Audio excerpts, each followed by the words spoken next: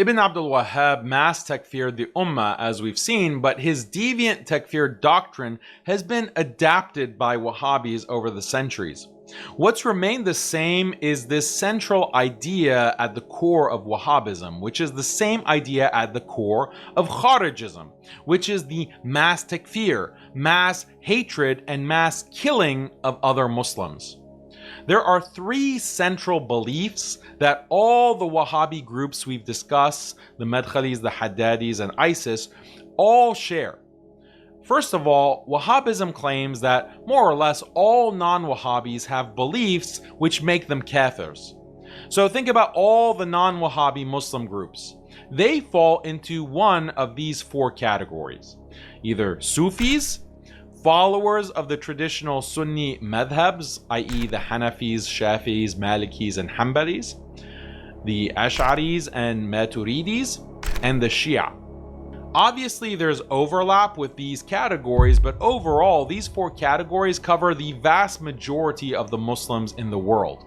Yet, all four categories are considered to be kafirs, or at the very least are considered to be upon kufr and shirk, according to the Wahhabis. This means that when a Wahhabi thinks of the Ummah, he doesn't consider the majority of nearly 2 billion Muslims in the world today to actually be Muslim. Rather, he sees them as mostly kafirs and in some cases as mushriks. Let's go through the four categories one by one and explain the Wahhabi reasoning. Number one, Sufis and those who fall under the broad category of Sufi practitioners are kafir mushriks because they believe that istighatha and tawassul, i.e. calling on the dead with requests, are permissible. Contemporary Wahhabi scholar Saleh al-Fawzan clearly states this. Questioner: we are from southern Russia, and many of those who ascribe themselves to Islam fall into major shirk over there because they take their religion from the sheikhs of the Sufis. How should we deal with them? Shall we deal with them as being polytheists or as being ignorant Muslims? Answer: you know that they are polytheists, but don't leave them. Call them to Allah, explain to them. Maybe they're ignorant. Call them to Allah and explain to them, since you know the truth. Explain to them so that Allah may guide them. And if they don't accept, then leave them and distance yourself from them. Number two, generally speaking, members of all four traditional Sunni legal schools are kafirs because they don't takfir those who engage in istighatha and tawassul. If you remember Ibn Abdul Wahhab's chain takfir principle, you know that according to the Wahhabis, whoever refuses to takfir a kafir becomes a kafir himself. So all the followers of the traditional Sunni madhahib are considered to be kafir because none of the four schools consider the practitioners of istighatha to be kafir mushriks. When we look at the history of the four traditional madhahib, Hanafi, Shafi, Maliki, and Hanbali, there were some major scholars who viewed istighatha to be permissible. Scholars like Taqiyuddin as-Subki, Jalaluddin Suyuti, Ibn Hajar al-Haytami, and others. Other scholars from the four schools considered istighatha to be haram, but they also didn't takfir the practitioners of istighatha. For Ibn Abdul Wahhab and other Wahhabis, all these Sunni scholars are kafirs, not because they necessarily practice istighatha themselves, but because they don't consider istighatha to be shirk, or they don't takfir the practitioners of istighatha. Furthermore, because of the chain takfir principle we explained earlier, whoever doesn't takfir scholars like Subki, Suyuti, Haytami, and all these other traditional Sunni scholars, then that person is also a kafir. Scholars from all the four legal schools in the Ottoman Empire rejected Ibn Abdul Wahhab's teachings, and in response, Ibn Abdul Wahhab takfired all of them. Mecca in the Ottoman era is very relevant because at the time of Ibn Abdul Wahhab, Mecca was one of the leading centers of Islamic learning and scholarship. Top scholars from all four legal schools taught there. Earlier I mentioned that when the Wahhabis took control of Mecca in 1806, they forced the scholars there to sign a letter stating that the residents of Mecca were upon disbelief and shirk before the coming of the Wahhabis. The letter implies that the scholars themselves were on kufr and shirk.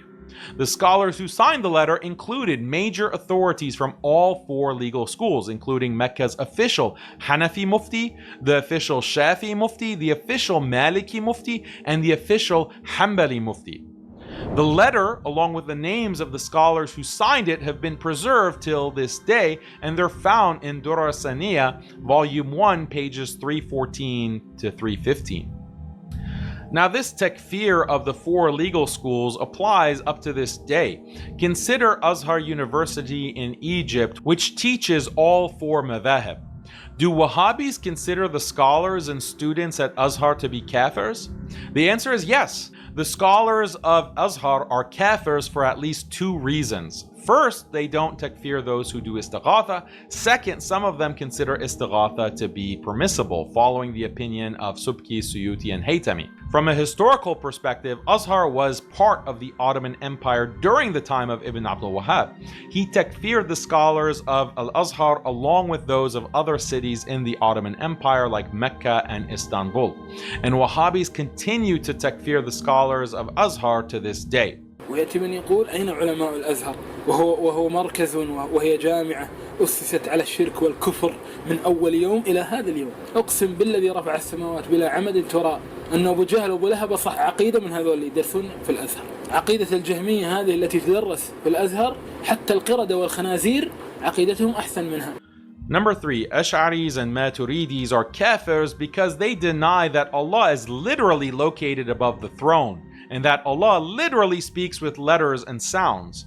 As we saw already, the Haddadis focus on takfiring the Ash'aris and Maturidis due to their interpretation of the attributes of Allah. Oftentimes, Wahhabis do not go right out and explicitly say that Ash'aris and Maturidis are kafirs. Rather, they express this indirectly by saying that whoever denies that Allah is literally located above the throne is a kafir. Here is an example from Ibn Baz. هذا سؤال. يقول السائل: ما رأي سماحتكم في من يقول أن البحث في ذات الله شرك، ويقول أن هذا من علم الفلسفة، ويقول أيضا: إذا أنت لم تر الله فكيف تحدد جهته؟ فما هي نصيحتكم له ونصيحتكم لي، لأنني طالب أدرس عنده وقد نصحته لكنه قال: أنا مؤمن من كلامي ولست شاكا. فما هي نصيحتكم له ونصيحتكم لي، لأنني طالب أدرس عنده؟ لا تدرس عنده، النصيحة لا تدرس عنده، هذا جهمي يبح، هذا جهمي، لا تدرس عنده. الله معروف مكانه فوق في السماء في العلو فوق العرش، إن يمكن هذا كافر، نسأل الله العافية. والبحث في ذاته إن كان المراد بحث الصفات فالله بين الصفات ولا بأس، أما إن كان بحث ذاته الماهية هذا ما لا حصل. ما يرفع بأحسن الله إليه.